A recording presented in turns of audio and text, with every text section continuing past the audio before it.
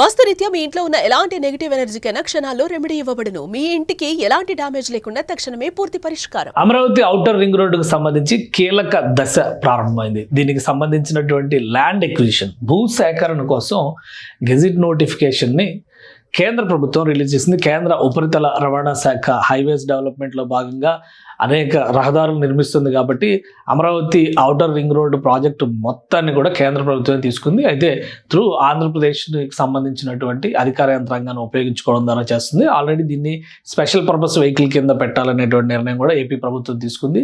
భూ సేకరణకు సంబంధించి ఈ నోటిఫికేషన్ ఏం చెప్తుంది, ఎవరెవరికి ఎటువంటి ప్రయోజనాలు కలిగే అవకాశం ఉందో ఒకసారి విశ్లేషించేటువంటి ప్రయత్నం చేద్దాం. ఇది కేంద్ర ప్రభుత్వం రిలీజ్ చేసినటువంటి నోటిఫికేషన్.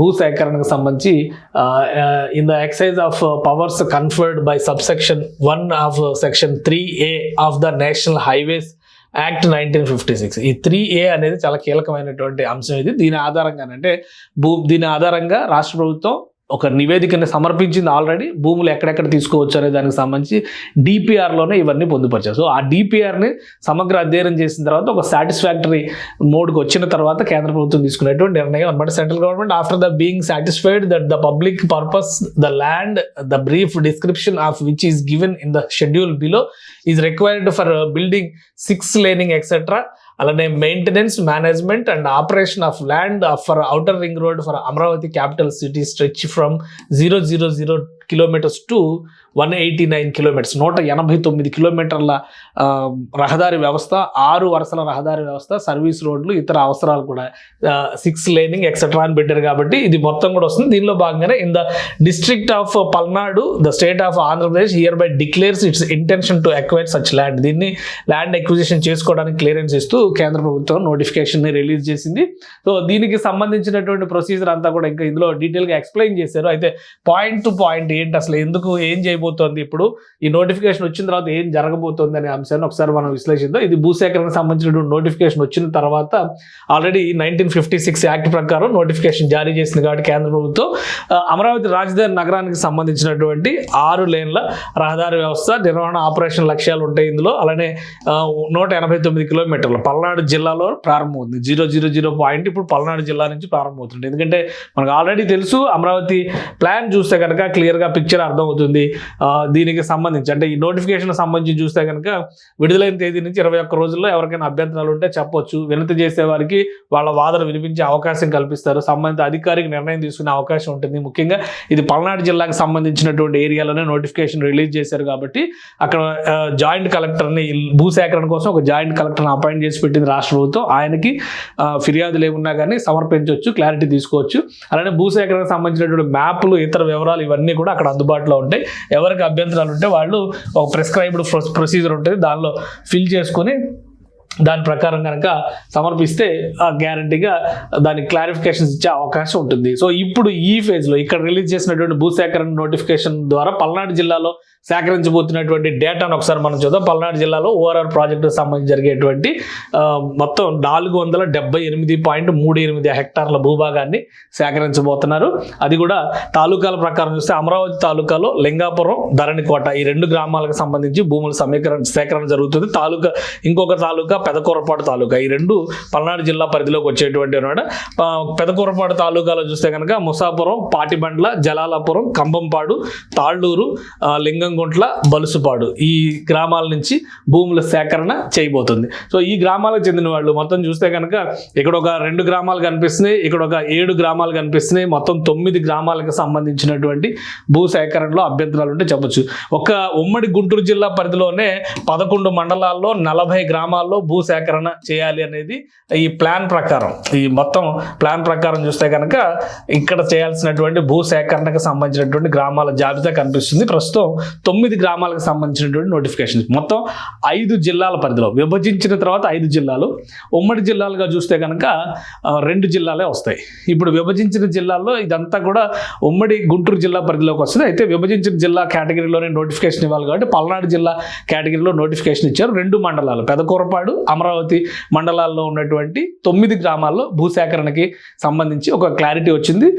478.38 హెక్టార్ల భూమిని అక్కడ సేకరిస్తారు. గుంటూరు జిల్లా పరిధిలోకి వచ్చేటువంటి గ్రామాలు. ఎందుకంటే ఇక్కడ ఆల్రెడీ మనం ఇందాక అనుకున్నాం కదా, ఈ 3A అనేటువంటిది, ఇక్కడ ఏ భూములు ఉన్నాయి, ఎలాంటి భూములు ఉన్నాయి, అక్కడ ప్రస్తుతం ఉన్నటువంటి యాక్టివిటీ ఏంటి, ఈ రెండింటిపైన క్లారిటీ రాకుండా కేంద్ర ప్రభుత్వం ఎలాంటి భూసేకరణకు కూడా అనుమతి ఇవ్వదు.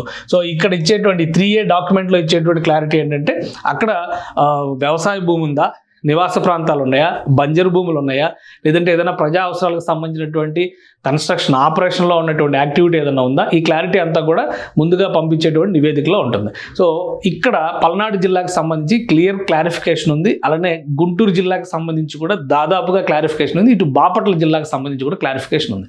సో ఇది మొత్తం ఈ స్ట్రెచ్ మొత్తం పనులు ప్రారంభించడానికి ఎలాంటి ఆటంకాలు ఉండవు. మొత్తం 12 ప్యాకేజీలుగా ఔటర్ రింగ్ రోడ్ నిర్మాణాన్ని ప్రారంభించాలని రాష్ట్ర ప్రభుత్వం కేంద్ర ప్రభుత్వం నిర్ణయించింది. కాబట్టి డిపిఆర్ పరంగా చూస్తే కేంద్ర ప్రభుత్వం దానికి ఆమోద ముద్ర కూడా వేసింది. కాబట్టి ఒక విధంగా ఈ జిల్లాలో భూ సేకరణ మొదలైతే ప్యాకేజీలకు సంబంధించినటువంటి ఆపరేషన్స్ కూడా మొదలవచ్చు. ఇక రెండో పక్కన చూస్తే కృష్ణా జిల్లా నుంచి, ఉమ్మడి కృష్ణా జిల్లా నుంచి ప్రస్తుతం ఉన్నటువంటి ఎన్టీఆర్ జిల్లా, కృష్ణా జిల్లా నుంచి భూ సేకరణకు సంబంధించినటువంటి 3A డాక్యుమెంట్ సబ్మిట్ చేయాలి. కానీ కృష్ణా జిల్లాలో క్లారిటీ ఉన్నా కానీ ఎన్టీఆర్ జిల్లా ముఖ్యంగా విజయవాడ వైపు నుంచి ఉండేటువంటి మార్గం, హైదరాబాద్ నుంచి జాతీయ రహదారి కృష్ణా జిల్లాలోకి, ఉమ్మడి కృష్ణా జిల్లాలోకి ఎంటర్ అయ్యేటువంటి మార్గంలో కొన్ని కన్ఫ్యూజన్స్ ఉన్నాయి. ఇంకా అక్కడ 3A డాక్యుమెంట్లు సబ్మిట్ చేయలేదు. అంటే ప్లాన్లో క్లారిటీ ఉన్నప్పటికీ కూడా ఈ డాక్యుమెంటేషన్ లో క్లారిటీ లేకపోవడం వల్ల ఇంకా దీన్ని ఆపరేషన్స్లోకి తీసుకురాలేదు. అలానే మ్యాప్ పరంగా చూస్తే కనుక మనం ఇప్పుడు ఒకసారి చూద్దాము. ఇప్పుడు ఇచ్చినటువంటి నోటిఫికేషన్కి సంబంధించి ఈ ఏరియాలో ఆల్మోస్ట్ పల్నాడు ఇక్కడ వరకు రావచ్చు. ఈ ఏరియా వరకు కూడా ఒక క్లారిటీ భూసేకరణ జరిగేటువంటి అవకాశం ఉంటుంది. ఇటు గుంటూరు జిల్లా పరిధి ఇక్కడ నుంచి స్టార్ట్ అవుతుంది కాబట్టి గుంటూరు జిల్లా పరిధికి సంబంధించి తెనాలి, నందివేలికి ఇక్కడ వరకు కొంత భాగం, ఇక్కడ బాపట్ల జిల్లాలోకి వచ్చేటువంటి భాగం కూడా ఉందని చెప్పని అన్నారు. సో అందుకని ఈ స్ట్రెచ్ మొత్తం కూడా ఒక క్లారిటీ వచ్చింది. కానీ ఇటువైపు అందుకనే పని ముందుగా ఇటు నుంచి ప్రారంభమవుతుంది, తర్వాత ఇటు నుంచి ప్రారంభమవుతుంది అనమాట. సో ఇప్పుడు ఇక్కడ ఉన్నటువంటి మొత్తం 24,791 కోట్ల రూపాయలు మొత్తం ఈ ప్రాజెక్ట్ ఖర్చు అవుతాయి అని చెప్పని అంచనా వేశారు.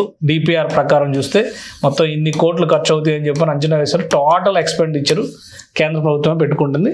భూసేకరణకు సంబంధించినటువంటివి కొన్ని ఎగ్జామ్షన్స్ మినహాయించి రాష్ట్ర ప్రభుత్వం పెట్టుకుంటున్నవి ఏమీ లేదు. భూసేకరణ చేసి అప్పగించేటువంటి బాధ్యత రాష్ట్ర ప్రభుత్వం మీద కూడా ఉంటుంది. అందుకని చెప్పి జాయింట్ కలెక్టర్ ద్వారా ఈ ఆపరేషన్స్ అన్ని కూడా మొదలు పెడుతున్నారు. ఇక 189 కిలోమీటర్లు స్ట్రెచ్ అంటే ఆల్మోస్ట్ ఇది హైదరాబాద్ ఔటర్ రింగ్ రోడ్ కంటే కూడా చాలా పెద్ద ప్రాజెక్ట్ కాబట్టి వీళ్ళంత వేగంగా ముందుకెళ్లాలనేటువంటి ఆలోచనతో రాష్ట్ర ప్రభుత్వం ఇనిషియేట్ చేస్తుంది.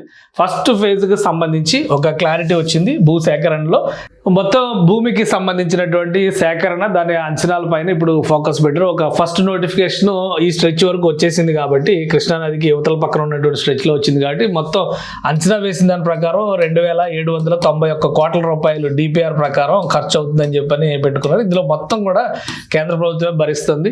అలానే భూసేకరణకు సంబంధించి, అలానే కొన్ని ట్యాక్స్ ఎగ్జంప్షన్స్కి సంబంధించి మాత్రం రాష్ట్ర ప్రభుత్వం మినహాయింపులు ఇస్తుంది. సో ఇంత పెద్ద స్ట్రెచ్ రెడీ చేయడానికి ఇప్పుడు ఇక్కడ ఈ ప్రాంతంలో 478.38 హెక్టార్ల భూమిని ఇక్కడ సేకరిస్తున్నారు. నెక్స్ట్ ఓవరాల్గా చూస్తే కనుక ఈ మొత్తం దీనిలో కనుక అయితే 4,792 ఎకరాల భూమిని ఇక్కడ సేకరించాల్సినటువంటి అవసరం ఉంది. మొత్తం 5 జిల్లాల్లో కలిపి మొత్తం లెక్క వస్తుంది. ఇంత భూమిని సేకరించాల్సి ఉంటుంది. 5 జిల్లాల పరిధిలోకి వచ్చేటువంటి ప్రాంతం ఇది. రింగ్ రోడ్ కంప్లీట్ అయితే కనుక 6 వరుసల రహదారికి సంబంధించి ఇప్పుడు ఇచ్చిన నోటిఫికేషన్లో కూడా 6 వరుసల రహదారికి పైనే ప్రస్తావన చేశారు. బిల్డ్, మేనేజ్మెంట్, ఆపరేట్ ఇట్లా 3 కేటగిరీలు పెట్టుకొని చేశారు. ఇది అయిపోయిన తర్వాత, దీనికి సంబంధించి అయిపోయిన తర్వాత రాష్ట్ర ప్రభుత్వం బహుశా కొన్ని అంచనాల ప్రకారం చూస్తే కనుక దీనికి అనుబంధంగా చాలా డెవలప్మెంట్ యాక్టివిటీస్ జరుగుతాయని చెప్పని అంటున్నారు. ఒక ప్రాసెస్ అయితే మొదలైంది కాబట్టి ఎలాంటి అభ్యంతరాలు ఉన్నా, ఎలాంటి కంప్లైంట్స్ ఉన్నా కానీ ప్రొసీజర్ను కూడా ఇందులో ఎక్స్ప్లెయిన్ చేశారు. సెక్షన్ 2(3)C ప్రకారం ఇది నిర్ణయాలు తీసుకుంటారు కాబట్టి వాళ్ళని వెళ్ళి గుంటూరు జిల్లా పల్నాడు జాయింట్ కలెక్టర్, ఉమ్మడి గుంటూరు లేదంటే పల్నాడు జిల్లా, ప్రస్తుతం పల్నాడు జిల్లా పరిధిలోకి వచ్చేటువంటి ప్లేస్ కాబట్టి ఆ జాయింట్ కలెక్టర్కి కంప్లైంట్ రాయొచ్చు, లీగల్గా పిటిషన్స్ ఫైల్ చేసుకోవచ్చు. ఈ మాడిఫికేషన్స్ లేదా ఈ అభిప్రాయ సేకరణలు, అభ్యంతరాలు, నిరభ్యంతరాలు ఇవన్నీ తెలుసుకున్న తర్వాత ప్రొసీజర్లోకి వెళ్తారు. ల్యాండ్ ఎక్విజిషన్ వన్స్ కంప్లీట్ అయిన తర్వాత ప్యాకేజీల వారీగా నిర్మాణ ప్రణాళిక వెళ్తారు. మొత్తం 189 కిలోమీటర్ల స్ట్రెచ్ని 12 ప్యాకేజీలుగా కేటాయించాలని చెప్పని నిర్ణయించారు కాబట్టి ఇక ఆ ప్రొసీజర్ కూడా మొదలైంది. ఎక్కడ సమస్యలు లేకుండా, భూసేకరణకి ఆటంకాలు లేకుండా ముందుకు సాగొచ్చు. ముందు అక్కడక్కడ నిర్మాణ పనుల్ని ప్రారంభించాలనేటువంటి సంకల్పంతో ఉన్నారు. వీలైనంత తొందరగా ప్రాజెక్ట్ కంప్లీట్ చేయాలంటే కనీసం 3 ఏళ్లలో ఈ ప్రాజెక్ట్ కంప్లీట్ చేయాలి. అమరావతిలోకి రాకపోకల్ని, అమరావతి చుట్టుపక్కల ఉండేటువంటి డెవలప్మెంట్స్ని కూడా ఔటర్ రింగ్ రోడ్ డిసైడ్ చేస్తుంది కాబట్టి ఆ దిశగా అడుగులు వేసేందుకు ఇక రాష్ట్ర ప్రభుత్వం అటు కేంద్ర ఉపరితల రవాణా శాఖ కూడా అడుగులు వేస్తుంది.